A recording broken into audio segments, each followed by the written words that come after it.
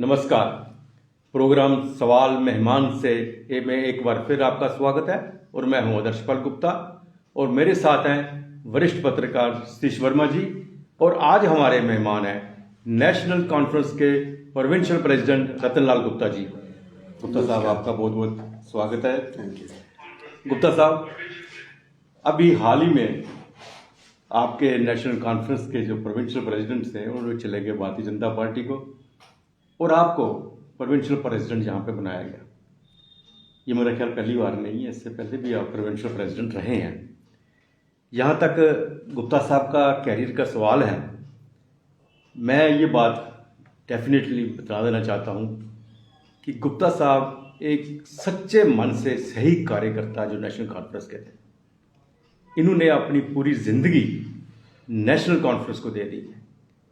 लोग आते रहे जाते रहे। मुझे आज भी याद है कि एक चुनाव में डॉक्टर फारूक अब्दुल्ला जी ने यहाँ पे भाषण दिया था और उन्होंने कहा था चुनाव में ये बरसाती मेंढक उछलते कूदते रहते हैं, कुछ हमारी तरफ आते हैं, कुछ हमसे निकल कर दूसरी तरफ चले जाते हैं। ये सिलसिला चलता ही रहता है, पार्टी चलती रहती है, ये काम होता रहता है। लेकिन रतनलाल जी के बारे में बता दूं, जम्मू के अंदर अगर नेशनल कॉन्फ्रेंस है तो उनकी जो बुनियाद है वो उस वक्त के प्रोविंशियल प्रेसिडेंट बोधराज जी बाली और डिस्ट्रिक्ट प्रेसिडेंट रतनलाल गुप्ता जी ने रखी थी।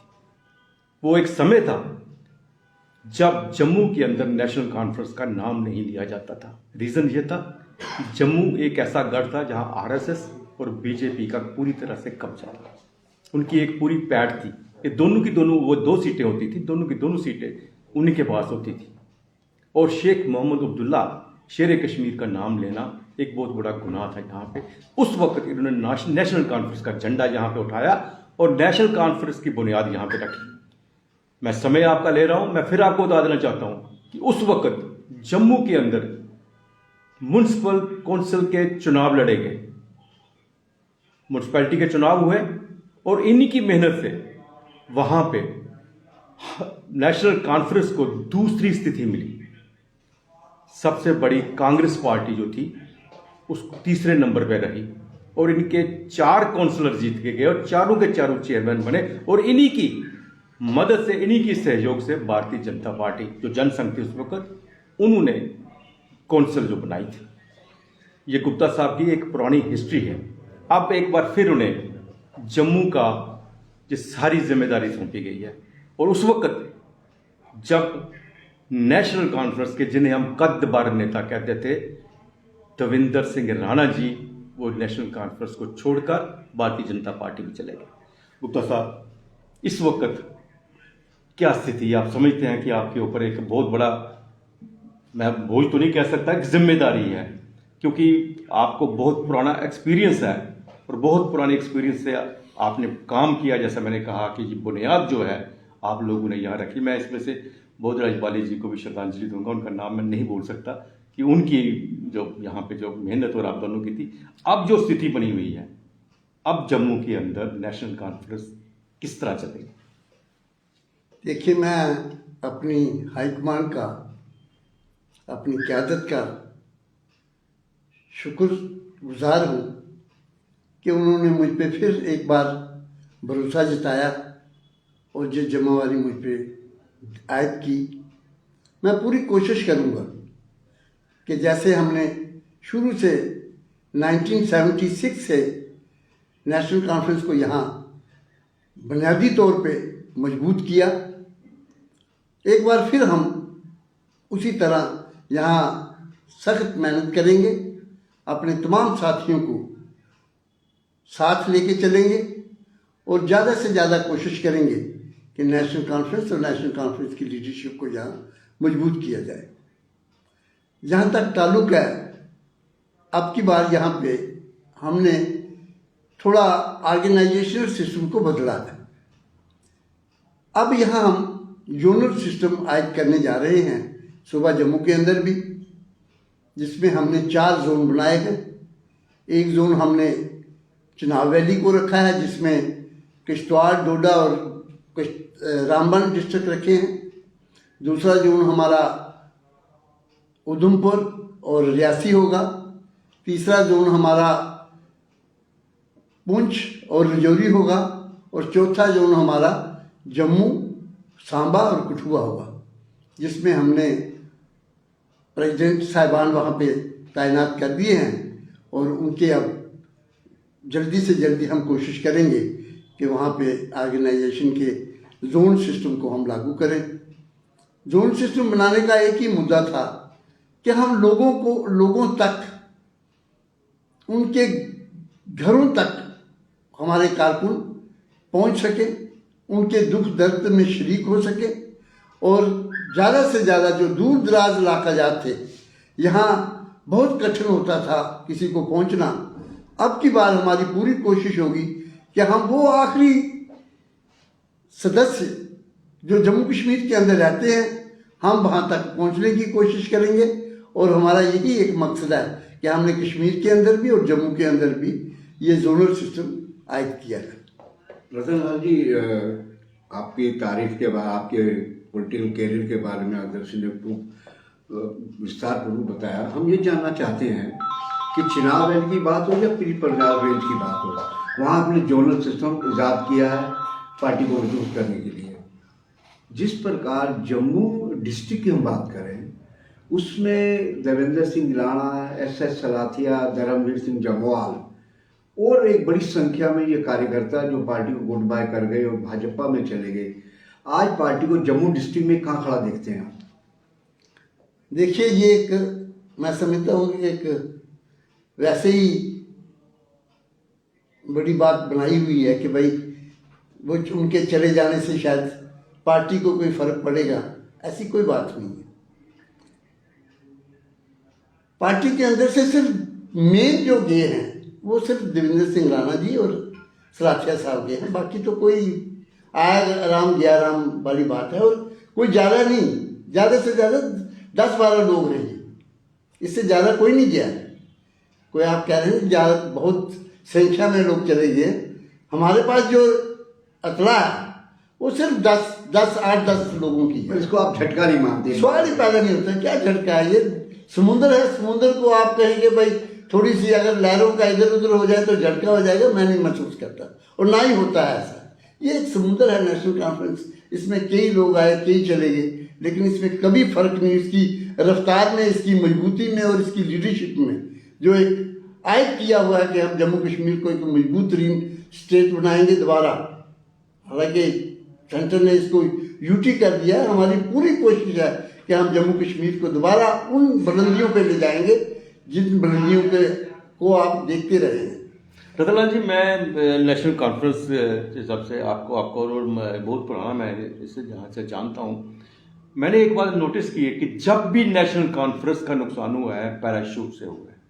जो पैराशूट से यहाँ आते हैं और उनके जो पुराने वर्कर्स होते हैं, जो ग्राउंड लेवल पे वर्कर्स होते हैं, जो दरियाँ बिछा के आगे बढ़ते हैं, ये बात नहीं, यहाँ भी बहुत वर्कर ऐसे हैं जिन्होंने बहुत काम किया है। वो उनके लिए ये एक नई चुनौती बन जाती है कि ये पैराशूट से आते हैं, सीधा इनकी पहुंच जो है हाई कमांड तक होती है, और जब जाते हैं उसको हम झटका कहते हैं। देखिए, ये डेमोक्रेसी है, इसमें आइडियोलॉजी का या किस ढंग से डिफरेंसेस वगैरह भी होते हैं। अब किसी को वो कोई आता है डायरेक्ट आता है या इनडायरेक्ट आता है, ये तो हर पार्टी में चलता है। लेकिन मैं नहीं ये कह सकता कि ये हमारे जो साथी थे पैराशूट वाले नहीं, इन्होंने मेहनत की थी, इसमें कोई दो राय नहीं। और हमें तो बड़ी एक बड़े आश्चर्य की बात है कि जो सलाथिया साहब मतलब जिनकी आइडियोलॉजी नेशनल कॉन्फ्रेंस की आइडियोलॉजी में वो रहे 45 ईयर से ज़्यादा, मतलब उन्होंने अपनी पूरी ज़िंदगी नेशनल कॉन्फ्रेंस की आइडियोलॉजी पे दे दी। आइडियोलॉजी हमारी है सेकुलरिज्म, सोशलिज्म और डेमोक्रेसी, ये नेशनल कॉन्फ्रेंस के बुनियादी असूल हैं। साथिया साहब इन तीनों असूलों पे अपनी तमाम जिंदगी उन्होंने बता दी, और क्या हुआ उन्हें, क्यों मतलब इस आइडियोलॉजी से वो मुख्तलिफ हो गए या डिफर कर गए, ये हम नहीं कह सकते। लेकिन मैं समझता हूँ कि भाई आइडियोलॉजी से उनका हो सकता है कोई आइडियोलॉजी में कोई फर्क समझते हो या कोई, वो उनका हक है, राइट है, वो उनको मुबारक। लेकिन ये है कि जहाँ तक नेशनल कॉन्फ्रेंस की आइडियोलॉजी है, इसके 3 स्तंभ जो हैं वो मजबूत 3 स्तंभ हैं, सोशलिज्म, डेमोक्रेसी और सेकुलरिज्म। एक सेकंड श्री जी, मैं इसी बात पे एक बात करूँगा। सलाथिया साहब की आपने बात कही, जी देवेंद्र राणा जी 2 यहाँ से निकले हैं, बाकी जो उनके साथ गए हैं वो उन्हीं का अपनी पर्सनल रिलेशंस के कारण गए हैं। देवेंद्र राणा जी मैं आज भी कहूँगा पैराशूट से आए थे, पैराशूट लेके चले गए। लेकिन सलाथिया जी की मैं बात कहूँगा, मैं आपकी बात से सहमत हूँ, नेशनल कॉन्फ्रेंस के साथ जुड़े हुए थे। नेशनल कॉन्फ्रेंस के जुड़ने के साथ साथ उनको नेशनल कॉन्फ्रेंस ने बहुत कुछ दिया भी। डायरेक्टर जेके भट्ट का बनाया सबसे पहले, उसके बाद उन्हें मिनिस्टर, कैबिनेट मिनिस्टर दिया। उसके बाद भी जब भी उनकी जरूरत पड़ी वो नेशनल कॉन्फ्रेंस के साथ कंधे से कंधा मिला के चले, जैसा आपने कहा। लेकिन इस जाने के बाद उनकी खामोशी इस बात को बता नहीं रही कि उन्होंने कोई गलत फैसला किया है। हो सकता है वो पछता रहे हो, क्योंकि जितना प्यार और जितना सम्मान नेशनल कॉन्फ्रेंस ने उनको दिया, मुझे नहीं लगता कि वहाँ जहाँ पर वो गए हैं वो मान और सम्मान उनको मिले। इसमें कोई दो राय नहीं है। हो सकता है वो पछता रहे हो कि मैं क्यों इस दूसरी पार्टी में चला गया, बावजूद इस बात के कि नेशनल कॉन्फ्रेंस में जो मान और सम्मान और जो इज्जत रिगार्ड उनको यहाँ था, मुझे नहीं लगता वहाँ मिले उनको। लेकिन फिर भी मैं ये कहूँगा, अगर वो यहाँ से गए हैं, क्योंकि अब तो डिफरेंसेस जो आए हैं वो आइडियालॉजी के आए हैं जी। आइडियालॉजी बड़ी बात होती है। ठीक है, उनकी आइडियालॉजी, अब जो नई आइडियालॉजी उन्होंने अडॉप्ट की वो उनको मुबारक। लेकिन जिस पार्टी में वो गए हैं, मैं नहीं समझता कि वो पार्टी उनको वो इतनी इज्जत और रिगार्ड दे सके। देवेंद्र सिंह राणा आखिर तक ये कहते रहे, जब उन्होंने पार्टी ज्वाइन की भाजपा, यहाँ प्रदेश भाजपा में, उन्होंने ये कहा कि मैं एक जम्मू का डिक्लेरेशन लेकर चला था, जिस पे मेरे साथ मैंने सभी दलों से बात की। इवन उन्होंने कहा कि पार्टी आलाकमान से भी बात की। तो क्या दिक्कत थी? अगर वो जम्मू हितों की बात करना चाहते थे तो नेशनल कॉन्फ्रेंस को उनको आगे बढ़ के और मदद करनी चाहिए थी। क्या लगता है आपको कि रीजन कुछ और है या जम्मू डिक्लेरेशन एक मखौटा है? क्या कहना चाहते हैं आप? देखिए, नेशनल कॉन्फ्रेंस और नेशनल कॉन्फ्रेंस की लीडरशिप ने उनको कभी नहीं रोका कि आप जम्मू के काज के लिए फाइट नहीं करें। वो तो यहाँ के सूबाई प्रेसिडेंट थे, सूबा जम्मू के, और सूबा जम्मू की जितने भी मसाइल या काज यहाँ के थे वो वार्ते भी रहे हैं, वार्ते भी थे। नया कोई काज मुझे नहीं नजर आया कि जम्मू के लिए उन्होंने कोई नई आवाज़ उठाई हो। अब जिस जम्मू डिक्लेरेशन की आप बात करते हैं, मुझे आप स्वयं, आप तो बहुत बड़े पत्रकार हैं, गुप्ता साहब भी बहुत बड़े, कभी आपने वो देखा है डिक्लेरेशन? लिखा हुआ है डिक्लेरेशन, उसमें क्या क्लासेस हैं या जम्मू के क्या उसमें रूट काज है जिनको वो उठाना चाहते हैं और जिसको दिखाना चाहते हैं?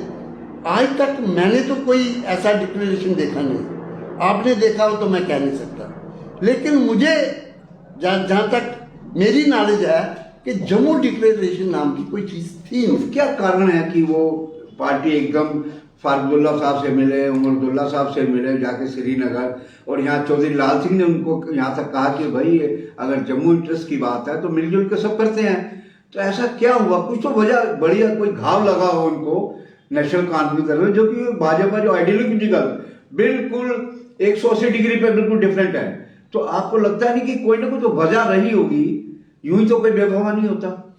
देखिए, जहाँ तक नेशनल कॉन्फ्रेंस और नेशनल कॉन्फ्रेंस की लीडरशिप का ताल्लुक है, आखिरी मोमेंट तक कोई उनसे कभी कोई ऐसी बात नहीं हुई जिससे वो दुखी होते या जिससे वो नाराज होते। नेशनल कॉन्फ्रेंस ने हमेशा उनको प्यार दिया और इज्जत और एहतराम उनको पूरा दिया। हम तो आखिरी मोमेंट तक नेशनल कॉन्फ्रेंस के कारकुन जो थे वो उनसे बिल्कुल प्यार करते थे, कोई ऐसी बात नहीं थी। अब मेन बात वही आ जाती है आइडियालॉजी की। देखिए, मैंने कहा कि नेशनल कॉन्फ्रेंस का जो मेन फाउंडेड जो हमारे असूल हैं, आदर्श हैं, वो 3 खंभों पे वो खड़ी है। स्तंभ जो 3 हैं नेशनल कॉन्फ्रेंस के, उस पर खड़ी है। और वो यही है, सेकुलरिज्म, सोशलिज्म और डेमोक्रेसी। देखिए मैं आप तीनों के बारे में आपको बताऊँ। मसलन डेमोक्रेसी, शेख साहब ने 1937 से नेशनल कॉन्फ्रेंस की बुनियाद जो पड़ी वो इसी पर्पस के लिए पड़ी कि सरदारी, उनका नारा था सरदारी अवाम का हक है, कि ये जो सरकार है, गवर्नमेंट जो है, वो उसका हक जो है बनाने का वो लोगों का है, लोगों के लिए, लोगों के गवर्नमेंट और लोगों के बनाने के लिए जो भी सिस्टम इसका है डेमोक्रेसी का। और वो जो वोट है, उस वोट की पर्ची के लिए जनाब शेर कश्मीर ने 22 साल जेलों में काटे। किस लिए? वो चाहते थे डेमोक्रेसी होनी चाहिए। जो मैं अगर इस रियासत का बाशिंदा हूं तो हक मेरा है कि मैं यहाँ किस किस्म की गवर्नमेंट चाहता हूँ।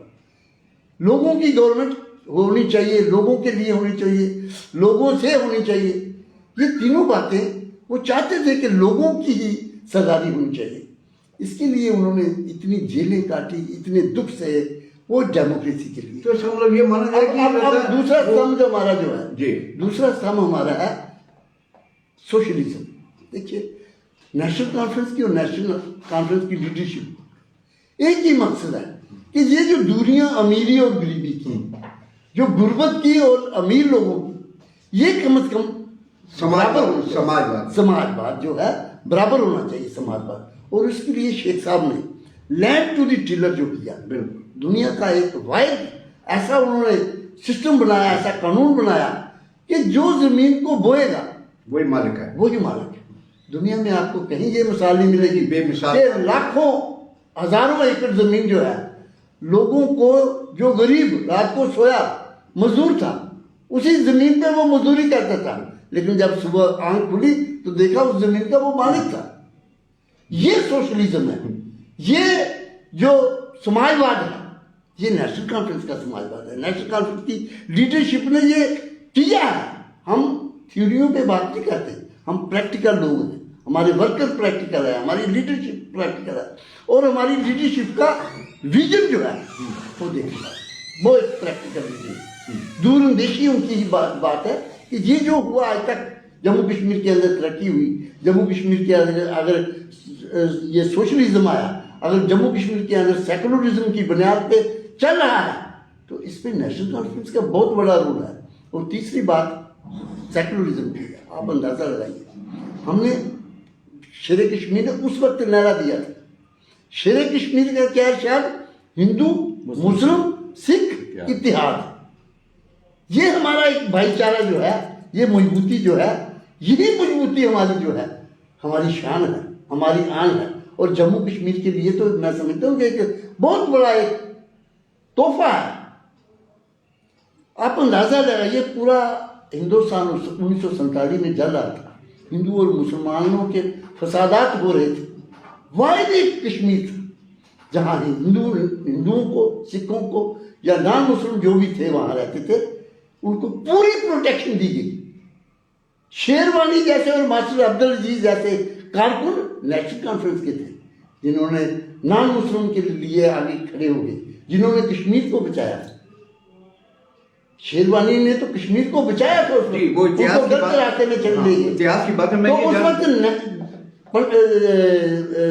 महात्मा गांधी जी ने कहा था कि अगर कहीं मुझे आशा की किरण नजर आई है कश्मीर से एग्री, वो बातें सीजी इसमें जो अगर आप आइडियोलॉजी की बात कर रहे हैं कि आइडियोलॉजी के कारण निकल गए हैं, तो मुझे नहीं लगता कि उनकी आइडियोलॉजी भारतीय जनता पार्टी के साथ कभी थी। नेशनल कॉन्फ्रेंस में अगर आइडियोलॉजी की बात होती तो आज से 6 महीने पहले, साल पहले नेशनल कॉन्फ्रेंस के विरुद्ध कोई आवाज़ खड़ी करते, उनके संगठन के बारे में बोलते कि जम्मू के अगेंस्ट है, मुझे जम्मू के साथ लेके चलना है, या जम्मू के लिए मैंने आवाज़ उठाई है नेशनल कॉन्फ्रेंस के अंदर, और नेशनल कॉन्फ्रेंस के जो हाई कमांड्स हैं उन्हें मेरी बात जम्मू के लिए नहीं सुनी।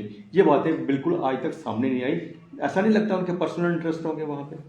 क्या नहीं सकते, ये वही बता सकते हैं कि उनके कोई अपने इंटरेस्ट थे या पर्सनल इंटरेस्ट के लिए गए, ये बात। चलो मैं और सॉफ्ट लैंग्वेज में बोलता हूँ, क्या ये उनकी मौका परस्ती नहीं है? ये भी हम कह सकते।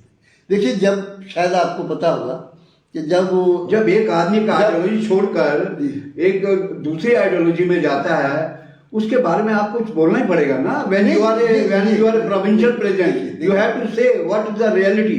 रियलिटी यही है कि भाई जब वो वहां से निकले हाईकमान से, हमारे डॉक्टर साहब से और उमर साहब से मिलके निकले, जी। उस वक्त भी उन्होंने कहा it's my proud player to meet doctor Farooq Abdullah and Omar Abdullah. लेकिन किया क्या उन्होंने? और दूसरा एक वहाँ जर्नलिस्ट ने पूछा कि आप नेशनल कॉन्फ्रेंस नेशनल, उन्होंने कहा यस। उन्होंने कहा अभी तक till today I am still yes in national conference. yes तो उनकी आइडियालॉजी देखिए, हर आदमी के फंडामेंटल राइट्स अपने हैं, कोई किसी को रोक नहीं सकता कि आप वहाँ जाएं या यहाँ जाएं, पार्टी छोड़ें या नहीं छोड़ें, उनकी आइडियालॉजी अडॉप्ट करें या नहीं करें, ये किसी को कह नहीं सकता। हर एक का फ्री राइट है, हक है, वो क्या करें, जो उन्होंने किया वो उनको मुबारक। मतलब वो ना मौका प्रस्ती मानेंगे आप और ना निजी मफाद के लिए गए, ये भी नहीं मानते आप? नहीं, ये इंडिविजुअल राय है ना।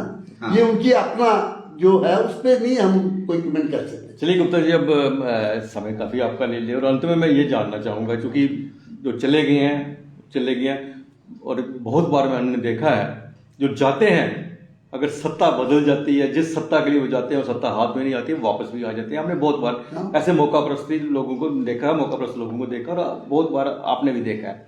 अब जबकि जम्मू कश्मीर के अंदर डिलिमिटेशन कमीशन ने कहा है कि अब हम और समय नहीं देंगे, आपको तय समय में ये कमीशन को अपनी रिपोर्ट सौंपनी पड़ेगी, डिलिमिटेशन उस पर होना पड़ेगा। इसका मतलब है कि इसके डिलिमिटेशन रिपोर्ट्स के बाद फौरन यहाँ पे चुनाव होने जा रहे हैं। चुनाव के लिए आप कितने तैयार हैं? देखिए, नेशनल कॉन्फ्रेंस किसी भी चुनाव या किसी भी चैलेंज के लिए हर वक्त तैयार रहती है, उसको तैयार होने की जरूरत नहीं पड़ती, क्योंकि ये कार्डर बेस्ड पार्टी है। आप रूट, हमारी जो पार्टी है, आप कहीं भी चले जाइए, रूट बेस्ड पार्टी है, ग्रास रूट लेवल पे ये है। आप नेशनल कॉन्फ्रेंस, आप किसी गांव में किसी में चले जाइए, वो अपने अपने काम में लगे हैं, लोगों के साथ उनका मेल जोल है, उनके दुख तकलीफों में शरीक है।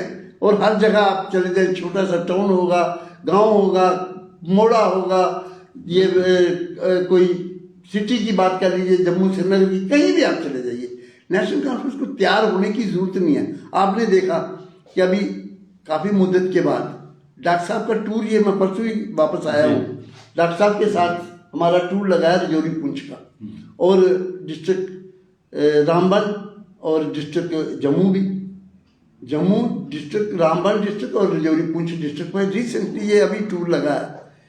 मैं समझता हूँ कि जिस ढंग से लोगों ने वहाँ पे स्वागत किया, या लोग पार्टी के अंदर एक ऐसी वेव वहाँ चल रही है कि मैं आपको बयान नहीं कर सकता। तो ये वेव जो है ऑटोमेटिकली नहीं चलेगी, वहाँ के हमारे कारकुनों ने मैनेज करते हैं। नहीं, वो उसमें कोई शक नहीं है कि आपकी पार्टी बड़ी कैडर है। एक चीज लास्ट में मैं इनकी बात को आगे बढ़ा रहा हूँ अध्यक्ष जी को, दो बातें बड़े शॉर्ट जवाब। क्या आप प्री पोल अलायंस किससे करेंगे?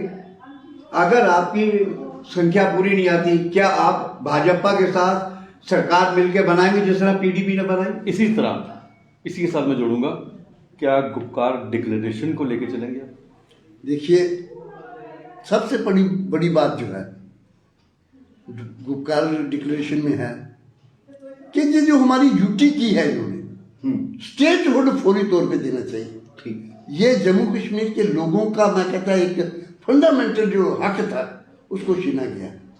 आपने यूटी से स्टेट बनते तो देखा होगा, ये पहली बारी इतिहास में है कि स्टेट से यूटी इन्होंने बनाई। बिल्कुल, मैं समझता हूँ कि यहाँ के लोगों के साथ बहुत बड़ा अन्याय है, और इस अन्याय को इन्होंने पहले फौरी तौर पे इलेक्शन से पहले ये रिस्टोर करना चाहिए। दूसरी बात कि हम किसी के साथ अलायंस करेंगे, अभी ये कह नहीं सकते। ओके। और हमारी पार्टी, हम जो समझ रहे हैं, हम अकेले ही इलेक्शन लड़ेंगे।